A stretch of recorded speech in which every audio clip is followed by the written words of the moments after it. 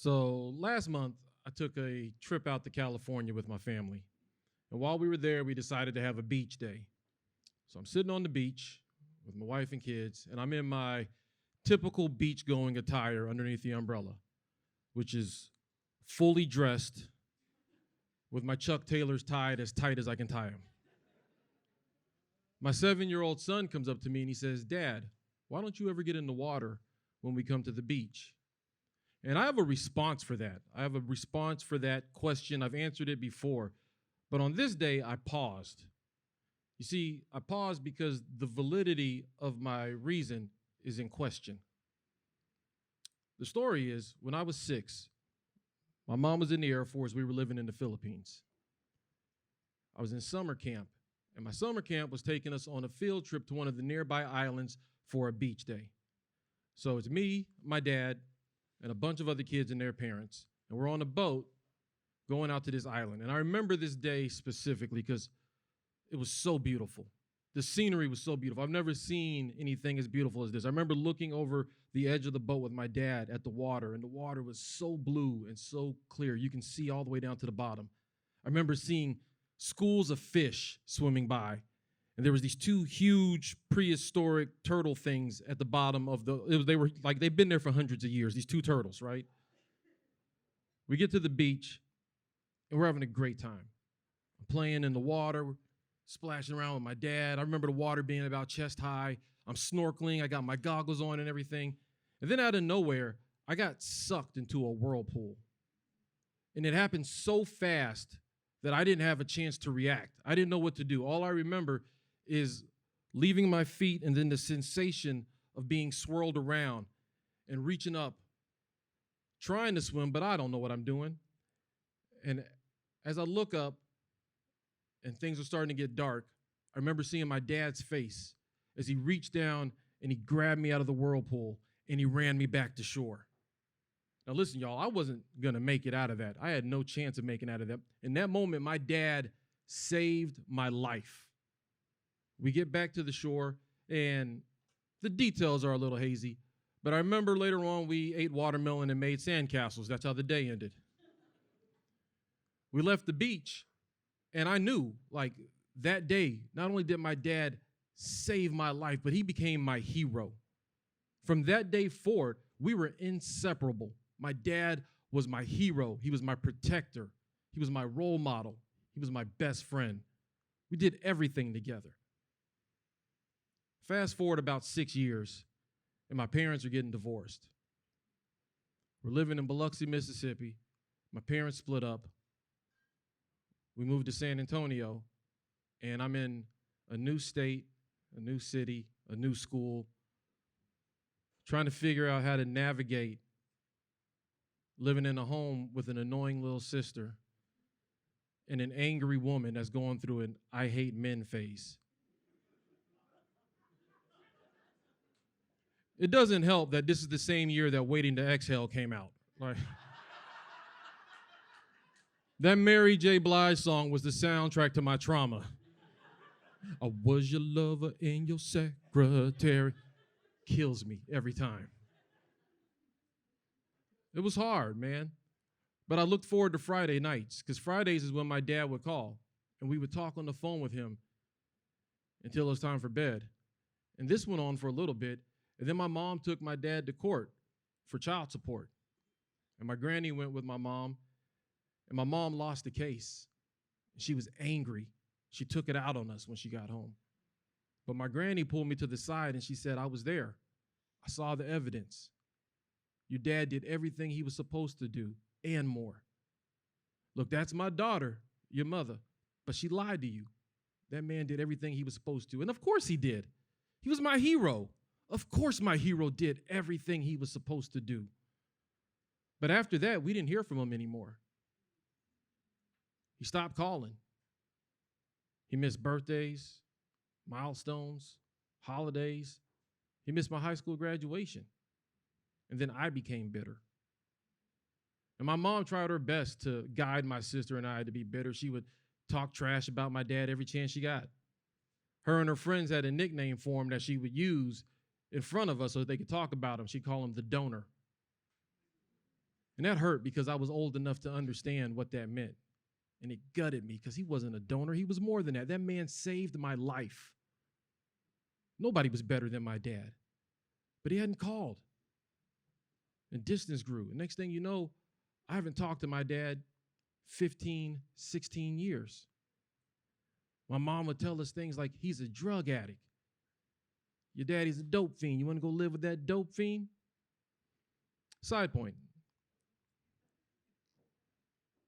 My dad never did crack or heroin, cocaine, PCP, none of that. In fact, he never even drank, really. He just smoked weed. Turns out, everybody in my family smoked weed except for my mom. No, for real. My mom's mom, my granny, a.k.a. Miss Delicious. Biggest pothead I've ever known. The first time I ever saw somebody smoking weed in person and the first time I ever saw a woman naked happened at the same time, and they were both my granny.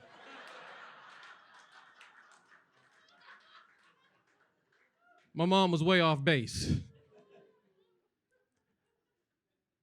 But 15 years had passed from the time my parents divorced, and we hadn't talked.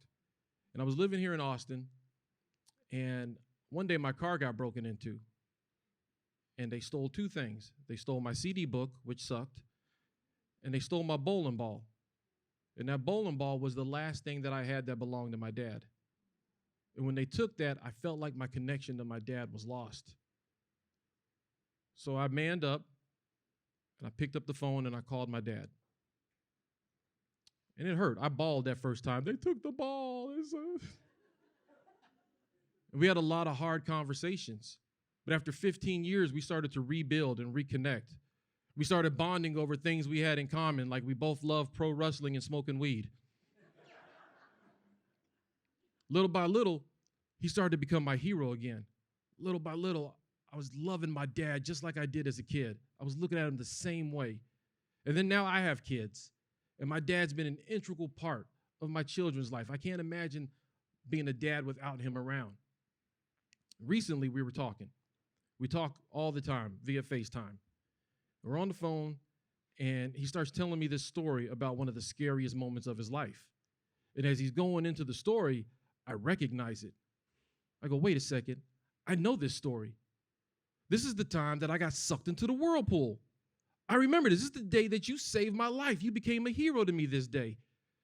And he looks at me on the phone, and he goes, whirlpool? What whirlpool? And I said, the whirlpool that saved that you, and then you did the thing, and he's like, what?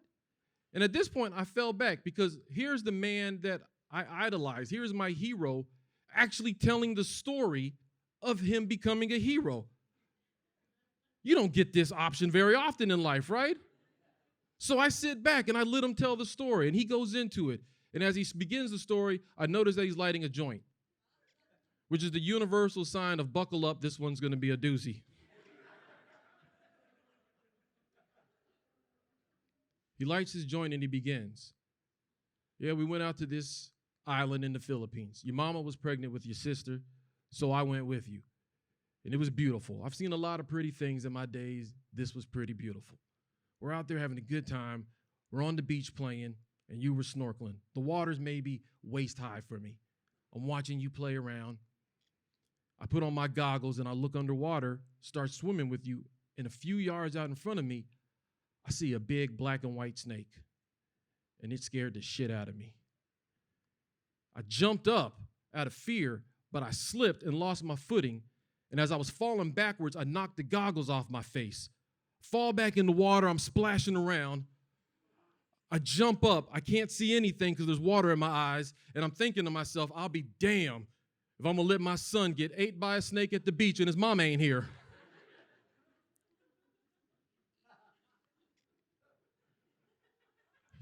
He says, I'm splashing around looking for you, and I feel something rub across the small of my back. And I just know it's the snake. And I turn around and I swing with malicious intent. The force of God was behind my fist. as it cut through the water. It just as I made contact. Here's the thing. In my mind, I'm thinking, I'm going to swing, I'm going to hit it, I'm going to lift it in the air, I'm going to slam it on the water, I'm going to grab you, and I'm going to run back to the shore. That was my plan. But as I make contact and I lift in the air, I open my eyes to see your face as I dunk you into the water. I said, oh shit, my son, he's drowning. I grabbed you and I ran back to shore, made sure you were okay, and then we ate watermelon and built sandcastles.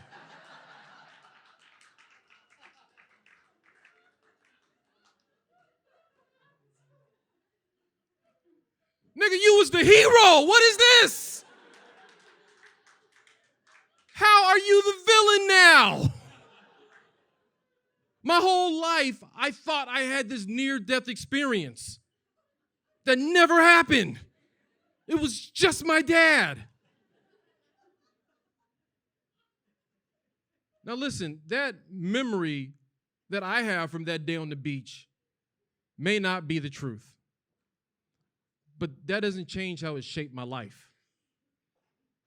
And here I am, a month ago, on the beach with my family in California. And my son asked me, Dad, why don't you get in the water at the beach? And I paused. Then I said to him, because your granddaddy hates snakes. My name is Aaron Cheatham.